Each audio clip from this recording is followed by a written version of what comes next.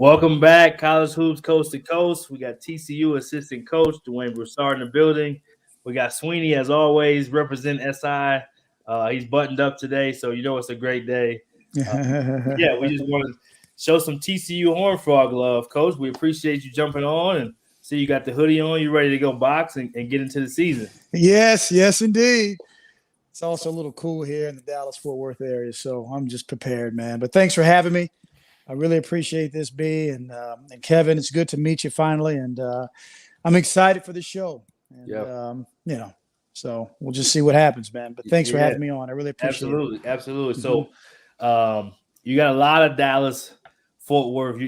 It's becoming cool to stay home or come back to home, right? Exactly. Transfers coming back. You got a Lancaster star that's on billboards now, playing on USA teams. Right. Talk about what it is with those kids and getting Dallas young men to stay home, and even Texas. I know you got some Houston guys as well, but talk a little bit about kind of building that fence around Dallas-Fort Worth and then in the state. Yeah. Well, 2.5 years ago when I was fortunate enough to be a part of get on Jamie Dixon's staff here at TCU.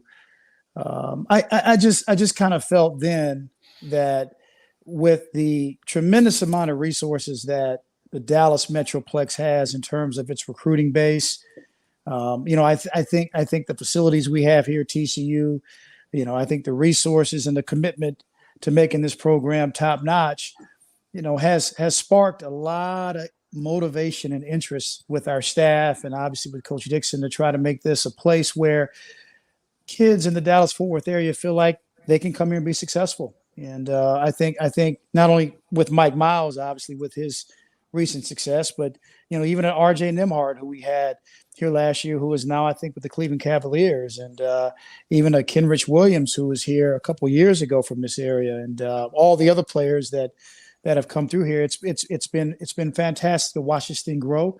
And I will tell you, I think that the Metroplex in general has become sort of the epicenter of recruiting. And I think part of that is during the pandemic, it was probably one of the few places, and I'm talking about the state of Texas and in particular North Texas, where you could play games and you could work out and kids could get with their trainers and I think that's been beneficial. And I think we're seeing that in the landscape here with recruiting. And I think our team in particular is reflective of that.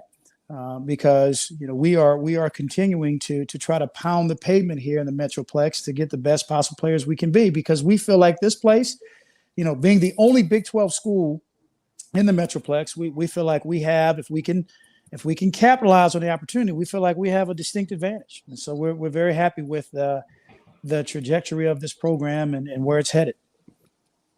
And another area that you guys have been able to, make a lot of headway in recruiting is obviously in the transfer portal. And you guys were about as active as anyone, I think, in the country this spring and going out and getting, high quality transfers. Can you kind of first off just explain what that process was like? I think a lot of people have said it's kind of like speed dating, and you guys, especially with the number of guys you guys were bringing in at that point, what were some of the challenges you guys went through with evaluating and building relationships and putting together this team for this season? Well, we felt moving forward from last year that we were going to have to try to figure out how to get a little bit older, more experience, sort of bigger bodies, more athletic bodies, and really the phenomena with the transfer portal kind of caught everybody off guard, because I think at one point there may have been maybe 1,700 players in that thing, man, and it was insane. But I think the reason why we were able to get ahead of it a little bit is because we have a tremendous staff of young people who put together some amazing presentations, Kevin and Brian. And so because we couldn't go out because of the restrictions with the COVID protocols and whatnot, I think we spent our time building these presentations with high-powered analytics and facts about TCU and great pictures. And we were able to, in a given day, do 4 or 5 presentations. And so our time was a lot more effective. Our use of time was a lot more effective. And I think this is where Coach Dixon flourished. And so we were able to pinpoint who we needed, why we needed it, and then work those relationships. And I think it proved very, very profitable for us. And we were very, very fortunate. I think the other thing is that we also really delved into the analytics of recruiting. There's a number of different websites and resource tools that we were able to use to sort of pinpoint exactly what our weaknesses were and what strengths we were looking for in our current players that transferred in here. And I can tell you that, in 18 weeks of practice, from the time the summer first started until now, I think we've been pretty accurate on who we chose to play here at TCU. And it's, we're excited. There's a lot of excitement here. So I think it worked well for us.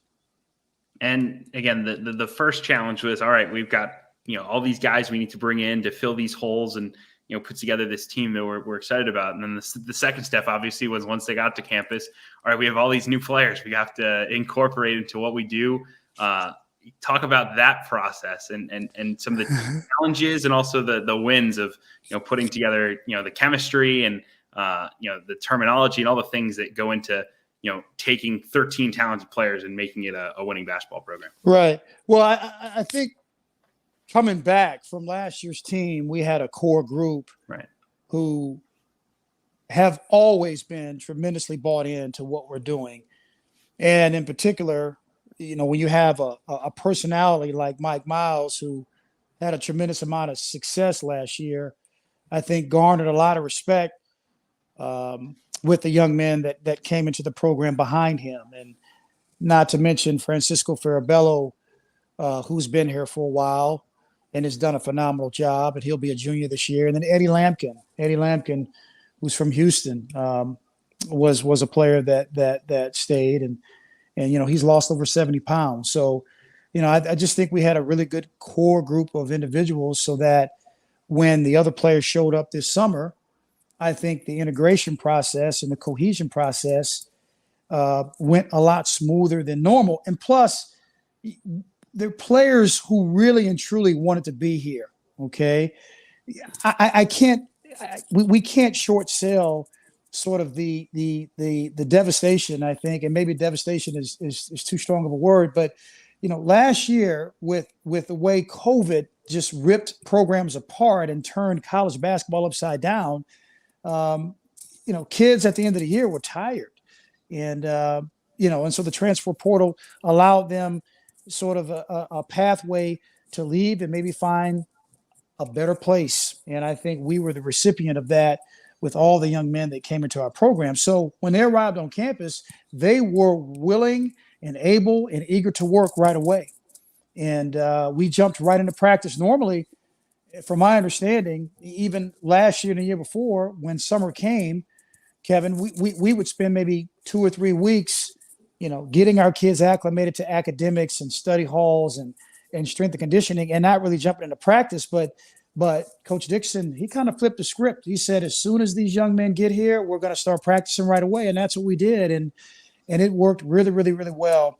And a telltale sign for us in terms of how well the cohesion and the integration process was happening was the fact that we very seldom had days where everybody was lackadaisical or not intense in their workouts or not happy to be there. And this was probably one of the few summers where I don't think we had any injuries, whether they were major or minor. So no one set out. So every day we had a full complement of players out there going at each other, for an hour each day, and really excited about it. And then we were able to do things off the court this year that we couldn't do last year in terms of team building. And I think that's a strong point about this TCU program, because we value the off-court experiences, whether, going to restaurants or recreational outings or going over to Coach Dixon's house and just building family and community. And I thought we were able to do that a lot better this year. And I think that did a lot to help improve that integration and cohesion process. You mentioned, Mike Miles a bit earlier. Can you expand upon, particularly the leadership side of things and the way he's, stepped up to, going from one of the best freshmen and, in talented scorer, USA basketball to, the point guard and the leader of a team that has, high aspirations? Well, Mike is a tremendous young man, and he has grown immensely since he's been here. I think being from this area and playing high school basketball for his high school coach at Lancaster and the AAU team that he was a part of, I think he learned the value of winning and preparation and having a hard-nosed mentality no matter what the competition. And I think, and I'm sure he'll be the first to tell you that even last year, maybe at times he surprised himself on how well he played, but that only strengthened his resolve to be an even better player this year. And I think the difference between Mike Miles as a freshman and Mike Miles as a sophomore is the fact that he's won a gold medal and he's done it on a world stage, and he did it with his college basketball coach. So I think there's an even better relationship that those two have. And I think he's been able to grow in his ability to communicate better. And I'm seeing that. We're seeing that in practice, days when, just recently when we're practicing and we get tired, maybe last year, no one would speak up and try to motivate the guys in a way that was positive, yet could still get great results. And I think Mike Miles has been able to do that because he's leading by example and really, really setting the stage for us to have a really, really good year. And I think those are the areas where he's really, really improved. I think he's gotten in better shape. I think he is doing a lot of work off the court in terms of his academics and doing a really good job with that. And he's coming around more, right? He's coming out of his shell. Again, I don't want to harp on this, but when COVID hit, we were so isolated, we couldn't be around each other. And, and he's not a young man that gets out much anyway. He's kind of a homebody kid. And I love that about him. We all love that about him. But I think now he likes being around his teammates. He likes the competition. And I think he sees hope that this program at TCU can be what his expectations were when he first got here, a championship level program. And so we've been very, very happy with what he's doing and where he's going and where he's bringing his team. There's been an awesome amount of success that's happened in the Big 12, in particular with transfers, right? Texas Tech goes to the championship game. Yes. At that point in time, it was grad transfers. If you look at Baylor's roster last year, they won a national championship with a lot of transfers as well. You guys have a lot of transfers, and you also have some guys back. Talk a little bit about transfers specific. How has that gel been so far, and who of the many transfers that you signed you feel like, I know they all will contribute, but who kind of stands out as some guys who have really put themselves in position to help the Horned Frogs? Well, let me just say this too, B, and I appreciate that question. The Big 12 in particular, with top to bottom, with the teams and the coaches that you have, I think the key is you got to be older. You got to stay older, yep. And I think that's why there's been an emphasis on the transfer portal, and I think that's here to stay. And so, like I mentioned before, you just never know how that's going to work out when you get one or two transfers, let alone 7 or 8. And when you look at from top to bottom in our league, I think as a whole, the Big 12 was probably average 5 or 6 transfers each team this past season, right? Mm-hmm. And that's probably unprecedented, yet I think we will start to see that being more of the norm. Right. And like anything, when you transfer, sometimes things at your previous institution may not have worked out, and maybe you carry a little bit of baggage with you when you come to a program, obviously, and then you got a new environment, a new coach, new terminology, new teaching styles, and that's not always the easiest to mitigate, right? To mitigate, but I will say that we've had very few issues with that, and our guys like each other. And again, I think it's partly because we've been able to spend a lot of time with each other off the court. I also think that we have highly competitive players, and I think our players definitely respect one another And I think part of that is the leadership that Coach Dixon has cast. And we talk about it every day. We talk about our depth as being a strength. Right. Okay. And I think that message has been loud and clear. And I think as long as we can keep that at the forefront of our young men's mind, I think we will have a ton of success, because I think what can happen is there's an opportunity as I think about the Big 12, because there's been a power shift, there's been coaching changes, players have left, players have come in. Maybe there's an opportunity for TCU with what we already have in terms of our talent to ascend maybe in the upper echelon of this league.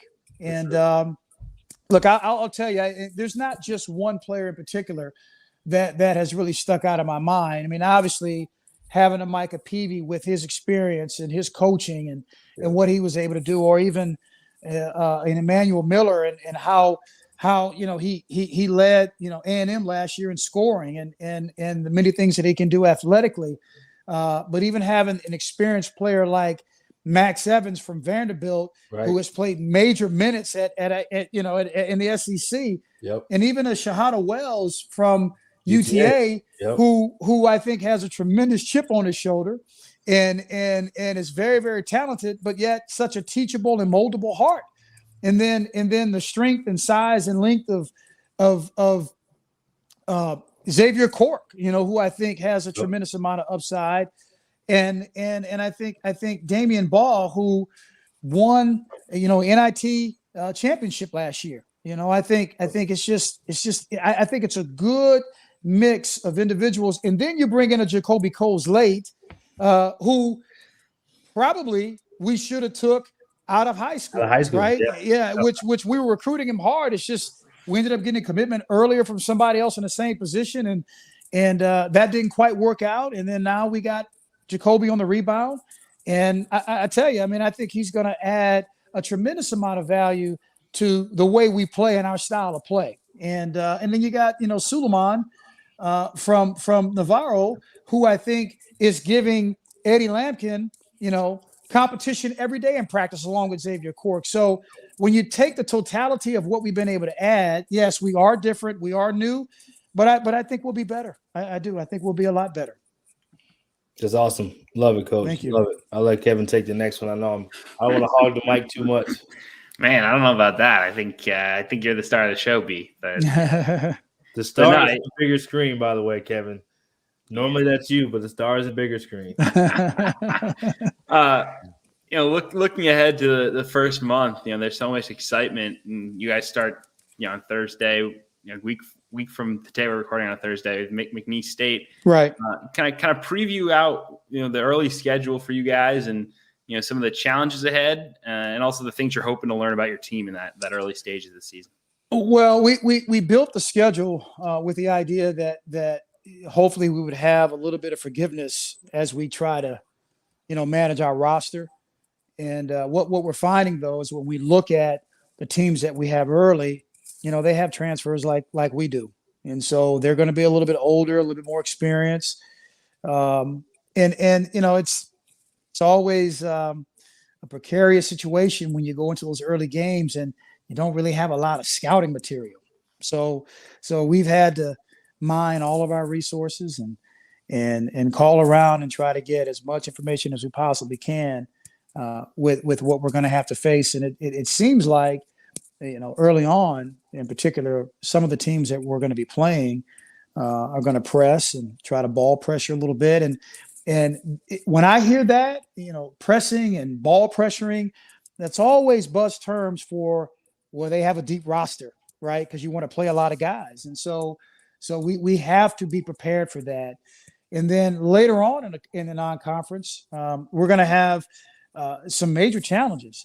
We play Utah this year, and they have a new coach. And, Coach Smith there at Utah did a phenomenal job over at Utah State and has had a tremendous reputation as being not only an outstanding coach, but also a person who is very familiar with the recruiting circles. So we play them at Dickies Arena, which I hopefully will have a really good crowd. And hopefully by that point, we would have ironed out a solid rotation and playing with a lot of chemistry. And then we have to go to Georgetown for the the Big 12 Big East Challenge.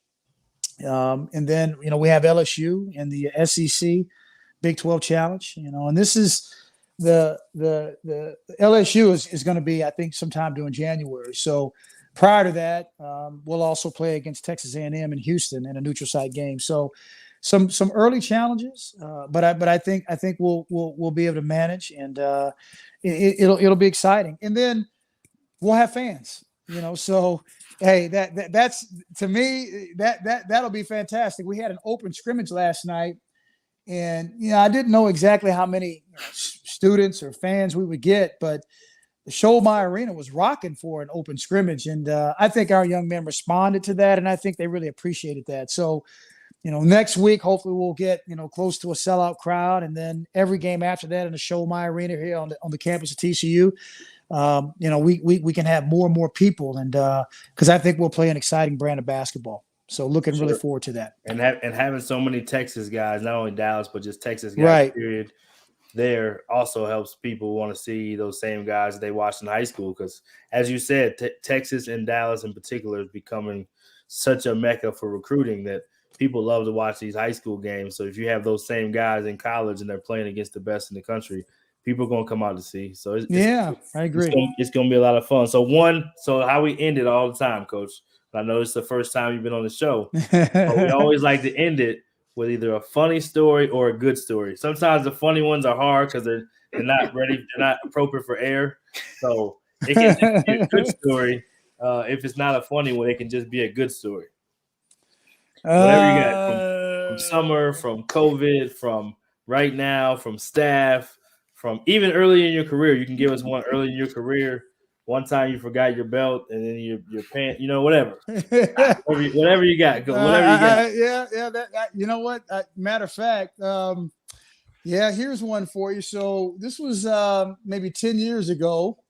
I don't know, I may have been at UCLA or maybe at New Mexico, but I remember before every game, obviously you want to look nice, and so like yourself, B, when you were coaching, and Kevin, I'm sure you're the same way. You get your clothes pressed, right? You take them to the cleaners, right? So what I typically do on any game day, even now, is I will come to work in sweats because we have a shoot around and you want to be comfortable. And then later before the game, you dress, right? Right. So on this particular day, as I was leaving my house, I reached in my closet and I pulled out a suit. And it was my favorite suit because I'm thinking this was going to be a pretty big game. But what I didn't realize is that when I pulled my suit, I also pulled a pair of pants that didn't quite fit, right? So, and as a matter of fact, I think I was at UCLA. So this story gets even more crazy. So I go to dress, and it's, the game's at 7:30, and I'm getting dressed at like 6:30. And I put the shirt on and I put the jacket on, then I go to put the pants on, and the pants are like super tight, man. Yeah. They're like super tight. And I just realized that when I pulled the suit from the closet, I also pulled my son's suit, right? My son's pants, right? And my son, his waist was probably, I don't know, 4 inches smaller than mine. So I was really concerned because I'm saying to myself, okay, I got these pants on. My wife is coming to the game, but with LA traffic, I mean, I can't ask her to turn around and all that traffic and go get my pants and get there on time. So this is no lie. So I actually go out there with these tight pants on, right? And the pants are kind of coming up to my knees, man, because they're short. And then my wife comes running in, comes downstairs in Pauley Pavilion, and has pants with her. And everybody's kind of looking like, what is going on? Okay, so then there was a timeout. So I went in the back of the locker room, and when I changed my pants and came back out, I mean, people started laughing because they really realized what was going on, man. So it was, yeah, that was quite embarrassing. So, from that point on, I take extra care and take my time when I'm picking clothes out of the closet, man. So, happy to the best of it. Yeah. So it's all good, man. It's all good. That was a great one. I think that's up there for all timers on the show. That's one of the best ones we've heard. Yeah, man. I mean, that was. I'm just telling you. Like, I put those pants on. I'm like, what in the world? Oh, and the players, man. The players all started laughing at me. They're like, "What is going on, Coach? What are you doing? What are you doing, man?" Because I'm like, I didn't think anybody was back in the locker room, and then they were back there, and they just started laughing, man. And then I couldn't go out there with like sweats, right? Because you just can't do that. So I had to kind of play it off and kind of get behind the bench a little bit so nobody could see me, man. I mean, it was. Yeah. So I'm much more careful now when it comes to that, right? I try to make sure I have the right pants and the right shirt and the right sport coat going into a situation like that. So, I love it. I love it. Yeah. Kevin, take notes, man. Take notes. I've been on a few road trips. I've never forgotten a pair of pants. Hopefully that continues. I will be extra careful. You're young in the game, though. Kevin just graduated college last year before he got hired by Sports Illustrated. So that's good, man. He does a good job. He does a good job. You got to keep my pants straight and we'll be good. Yeah. Absolutely. Coach, we appreciate you taking the time so much, man. So much respect for you. You know how much of a fan I am and your family to me. So love you, and I love that more people are getting to know how great you are, even though I know you're not about you don't want me saying that, but I'm gonna say it anyway. Yeah. Thank you, B. Thank you very much. Okay. Thanks for having me. Okay. Doing a tremendous job too. So good luck this season, and Kevin's gonna be watching some games even more closely now because of you. Yes, sir. Yes, Kevin, sir. Thank you for the opportunity. Okay. You got a bright future, man. Thank you. Okay. Thank you. B, God bless, man. Okay. See you soon. Man. Yeah. Bye-bye. All right. That was awesome. Hands down. He brings it, man. He has a juice about him that makes you excited to watch TCU basketball. If you weren't excited already about going to see Mike Miles and your boy Micah Peavy and Manuel Miller and all those dudes, well, I think you probably are now. So I mean, I'm really excited to see this group. I think I'm a little higher than everyone else is nationally. I see a lot of people that are just kind of like lumping them in with K-State and Iowa State in the preseason. I think they're gonna be better than that. I wouldn't be surprised if this is a tournament team. Yeah, I think so. I thought Micah Peavy, we're juicing your boy here, but I thought he was outstanding as a freshman at Tech in a very kind of specialized role as a defender. And I think he's going to show more offensively, but he still doesn't have to be like a go-to guy because you have, Miles and also Hadi Wells, who they mentioned, who's an unbelievable scorer. I think will be one of the better 6 men in college basketball. To me, he fills in that role. So, I mean, this is going to be a fun team. And I think a lot of these pieces really fit who Jamie Dixon is, right? Sure. Yep. I mean, it's not quite like Pittsburgh days where you're going to be not quite like that down there. I mean, we've modernized a little bit, but these guys are tough and athletic. Yep. And then they have a guard who can really make you pay, and Mike Miles. And I think that's like you say, when you have a guard like that and you have depth too, I just think it's a lot of fun. I mean, people don't give TCU as much credit for even like a Desmond Bane. I mean, he's averaging almost 20 a game in the NBA. He's a starting shooting guard next to John Morant and is playing at a high level. And Jamie Dixon just has a way of getting it out of. And then when he has talent, he's usually going to do big things with it. So I'm excited to see what they do. Here's a question for you, hindsight wise. You're the Texas guy. You know all the players down there. Yeah. When you saw Mike Miles, the high school player, did you foresee him becoming this type of college player? Good question. I don't think anyone would have said they saw him being this good. Right. I think he's ahead of the curve. I think you may have saw this as maybe a junior where he's at now, but he skipped some steps in that and just really put himself in a position where, I mean, he's an elite guard in the Big 12. He's an elite guard in the country. Obviously proved that USA team as well. Yep. He's always been a winner, though. He's always been a competitor. He's always been a winner. So I think that part, and then having the ball in his hands early in his career where he can make some mistakes and play through it, I think that's one of the best things for young players to be able to play through mistakes. So I think he's going to be outstanding this year with more talent around him, older, like he said, like Coach said, has a summer with him. I'm excited to see what TCU does. I think they're going to surprise some people. Yeah, the two guards, both in the state of Texas, that the average college basketball fan may not be overly aware of. They might just know the name and nothing else. That you should be are Mike Miles and Kendrick Davis at SMU. And that's a little rivalry, but those two dudes can flat out ball. Flat out get it done at a high level on both sides. Yes, both sides. We'll talk Texas all day, so I probably got to go. We're gonna go to the next. We're gonna go to the next guest. Yes, Stay tuned. Next guest coming soon. Coach Duane Broussard, phenomenal. We out.